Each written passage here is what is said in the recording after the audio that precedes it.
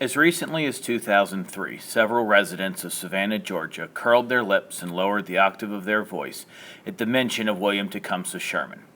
Visiting my best friend from college in his childhood home, I only had a general sense of the animosity the city had towards the man who had scorched his way through Georgia in 1864.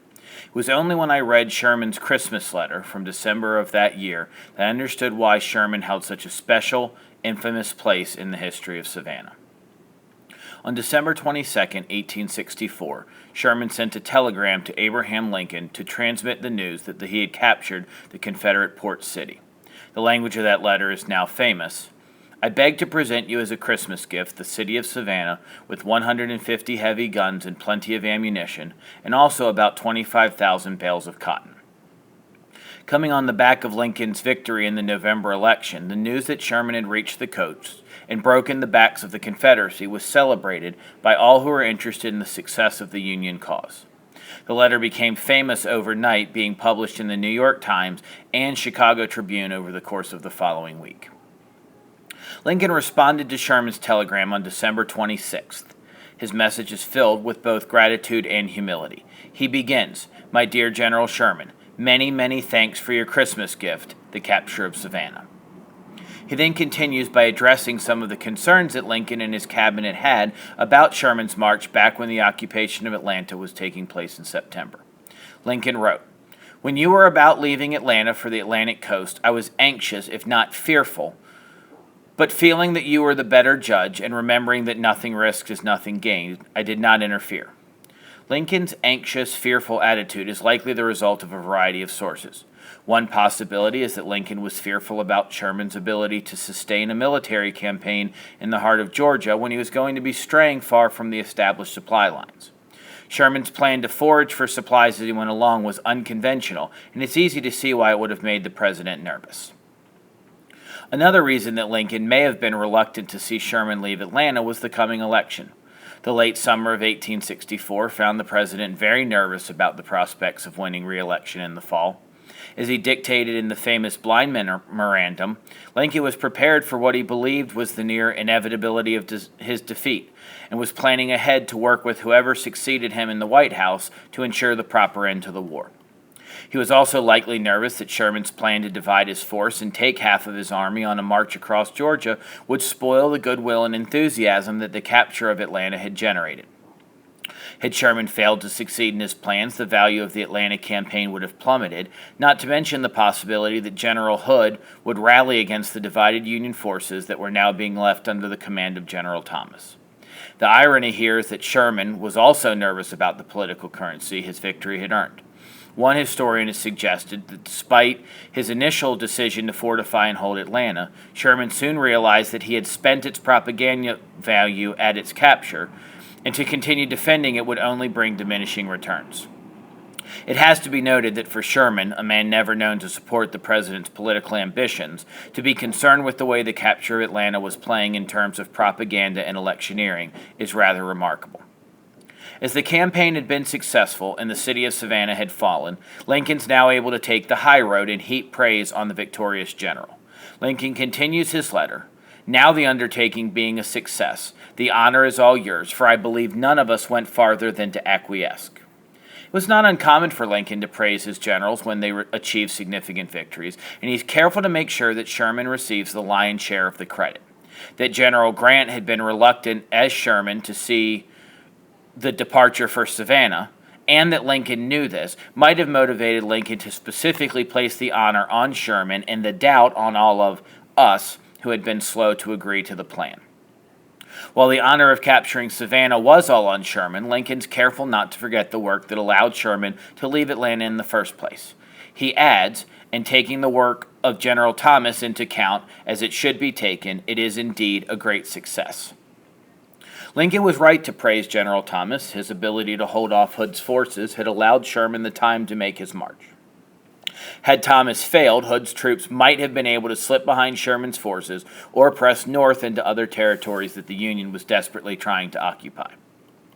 The next portion of the letter, while continuing on the theme of congratulations and the significance of Sherman dividing his forces, pivots slightly in the direction of the war effort in general. Lincoln writes, Not only does it afford the obvious and immediate military advantages, but in showing to the world that your army could be divided, putting the stronger part to an important new service and yet leaving enough to vanquish the old opposing force of the whole, Hood's army, it brings those who sat in darkness to see a great light. Now, the key to this portion of the letter comes from Michael Burlingame's analysis, and his location of this portion of the letter in the context of Preston Blair's attempt to bring the Confederacy to the negotiating table. According to Burlingame, Lincoln had told Blair that he would have to wait until after the fall of Savannah to travel south and meet with Jefferson Davis in the Confederate capital. It may be the case that Lincoln was anticipating that the capture of Savannah would be a strong signal to the Confederate leadership that the cause was indeed lost, that the inability of Hood's army to break the divided Union forces meant the inevitable end of their military prospects, and that it was time for those who sat in darkness, Davis and his leadership in Richmond, to see a great light. From a rhetorical standpoint, it's significant to mention that Lincoln's language here is both biblical and messianic. The formulation of those who sit in darkness coming to see the light is first found in Isaiah 9:2, where the prophet announces that the people that walked in darkness have seen a great light, they that dwelt in the land of the shadow of death, upon them hath the light shined.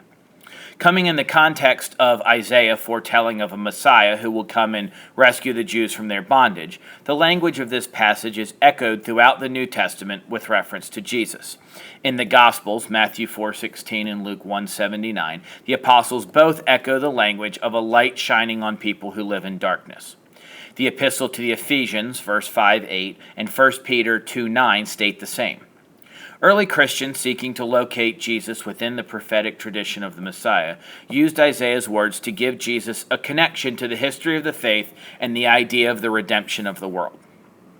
This light that comes from Christ is therefore not just a light of knowledge in the way that those emerging from Plato's cave of shadows would have emerged from the darkness of ignorance into the light of true seeing. It's also the light of salvation that brings the sinner out of the darkness of their own shortcomings.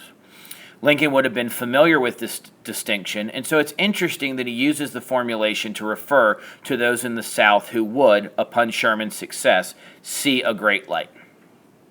Much has been made of Lincoln's lack of formal religion or religious philosophy.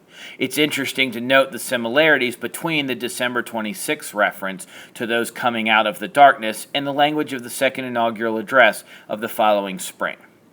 The second half of Lincoln's speech is full of religious imagery, and it suggests the Civil War had become a struggle for the soul of the nation.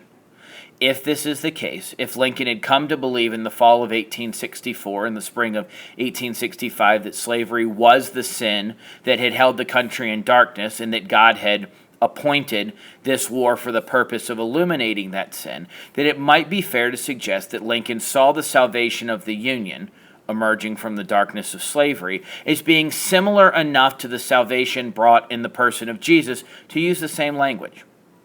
Even if he did not entirely subscribe to the similarities, one reading the letter to Sherman and the inaugural address from the vantage point of history cannot help but notice the similarities. Lincoln concludes his lesson in a cordial manner, looking gratefully at the past and hopefully to the future. He asks Sherman, "But what next? I suppose it will be safer if I leave General Grant and yourself to decide. Please make my grateful acknowledgments to your whole army, officers, and men." We know that Grant and Sherman decided what was to come next. Sherman turned his forces north and headed into the Carolinas, continuing to cripple the Confederate army and render the South unable to sustain their rebellion.